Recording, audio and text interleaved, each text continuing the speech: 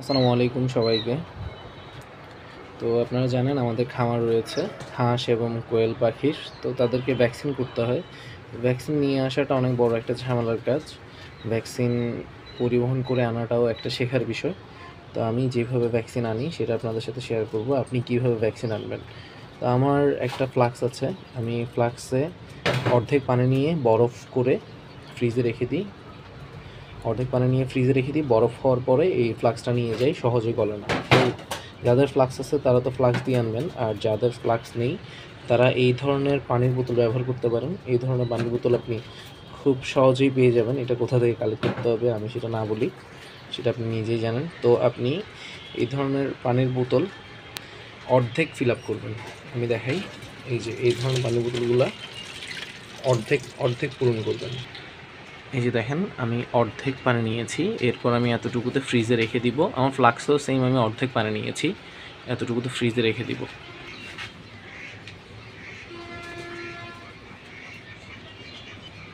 এই যে আমি আমার ফ্লাক্স এবং বোতল দুইটাই রেখে দিয়েছি।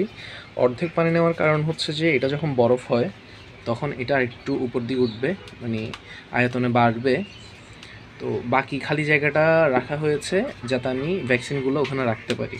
তো আগামীকাল কিভাবে আমরা ভ্যাকসিন হসপিটাল থেকে এখানে করে নিয়ে আসি সেটা আপনাদেরকে দেখাবো। ফ্লাক্সে কীভাবে আনি এবং বোতলে করে কীভাবে আনি দুইটাই আপনাদের সাথে শেয়ার করব।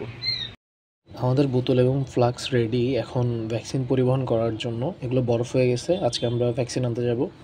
তো বোতলগুলোকে আমরা পলিথিন দিয়ে ভালো করে পেঁচিয়ে নিয়েছি যাতে করে বাইরের গরমটা ভালোভাবে না লাগে। আর্থি নিরাপত্তার জন্য আমরা এগুলোকে আবার একটা করে কাপড় দিয়ে পেঁচিয়ে নিয়েছি যাতে বাহিরের গরম আবহাওয়া ফ্লাক্স বা বোতলে না লাগে এবং খুব সহজে যাতে বরফগুলো গলতে না পারে। এরপর আমরা ব্যাগে করে যাব হসপিটালে ভ্যাকসিনগুলো কালেক্ট করতে। আমরা চলে আসছি আমাদের কাঙ্ক্ষিত স্থানে। এটা হচ্ছে মেট্রো প্রাণী সম্পদ দপ্তর। এটা হচ্ছে ঠিক আদালত ভবনের অপোজিটে। কোতোয়ালিতে আসলে আপনি খুব সহজেই চিনতে পারবেন। আদালত ভবনের ঠিক অপোজিটেই এর গেট। চলেন ভিতরে যাওয়া যায়। আমরা আমাদের ফ্লাক্স এবং বোতলগুলো বের করেছি। এগুলোর বরফ দেখেন এখনও গলে নাই। আমি প্রায় 1 ঘন্টা বাহিরে রোদের মধ্যে, কিন্তু যেমন ছিল তেমনটাই আছে বরফ। এখন আমরা এগুলোতে করে ভ্যাকসিনগুলো কীভাবে নিচ্ছি দেখেন। ভ্যাকসিনগুলো নিয়ে আসছে, আমি জাস্ট ফ্লাক্সে দিয়ে দিলাম। ফ্লাক্সেরগুলোতে কোনো সমস্যা নেই, কিন্তু বোতলে নিলেও কোনো সমস্যা নেই আপনি যদি ভালো করে পলিথিন এবং কাপড় পেঁচিয়ে নেন।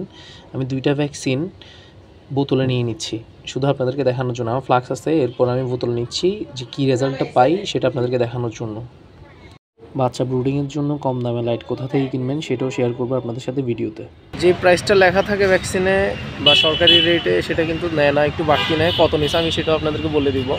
এখানে আসলে ওনারা যেই বিষয়টা বলে যে বিভিন্ন ধরনের খরচ আছে, এখন আসলে আমরা যারা খামারি আছি তাদেরকে তো এটা নিতেই হবে, কিছু করার নাই। আমি আপনাদেরকে লিস্টের একটা ছবি তুলে দিই। তো আমরা এখন যাব,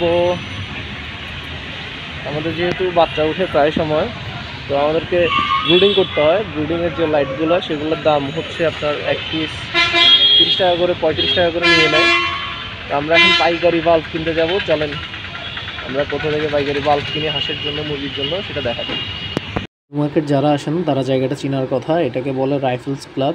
এই সামনে যে মার্কেটটা দেখছেন এইখানেই আপনি পেয়ে যাবেন কম দামে লাইট। তো চলুন ভিতরে যাওয়া যাক। যে লাইট আমি অক্সিজেন বাজারে 35 টাকা দিয়ে কিনতে হয়, সেই লাইট আমি এখান থেকে মাত্র 15 টাকায় কিনতে পারি। আমি প্রায় সময়ে এই দোকানটি থেকে 180 টাকা করে 40 এবং 60 ওয়াটের বাল্বগুলো নিয়ে যাই। আপনারাও চাইলে এই দোকান থেকে নিয়ে যেতে পারেন। এটা হচ্ছে সরকারি টিকার মূল্য, কিন্তু আমাদের কাছে কি পরিমাণ টাকা নিয়েছে সেটা আমি আপনাকে বলছি। আরডিবি এবং বিসিআরডিবি সরকারি দাম হচ্ছে মাত্র 15 টাকা করে, কিন্তু আমরা দিয়েছি ডাবল 30 টাকা করে। ডাক প্লেগ একটি ভ্যাকসিনের দাম নেয় সরকারিভাবে 30 টাকা, কিন্তু আমাদের কাছ থেকে সেই ডাক প্লেগের দাম নিয়েছে 80 টাকা।